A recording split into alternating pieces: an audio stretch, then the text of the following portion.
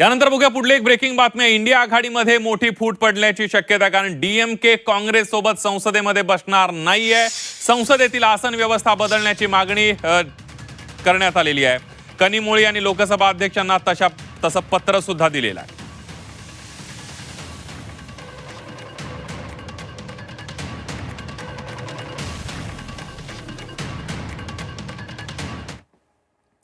आपण बघतोय की डीएमकेनं नेमकं काय पत्र दिलेलं आहे, बघूया।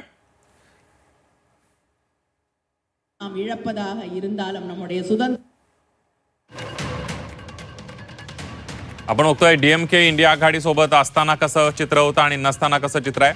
खासदारांची संख्या होती 234 आणि डीएमकेचे 22 वजा जर केले तर ते आता 212 वर येईल।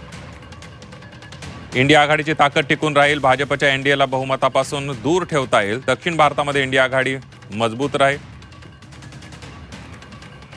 आता संभाव्य परिणाम बघतो, इंडिया आघाडीची ताकद कमी होईल, एनडीएला मोठा फायदा होणार आहे, बहुमत अधिक मजबूत असणार आहे, संसदेमध्ये राजकीय समीकरण पूर्णपणे बदलतील।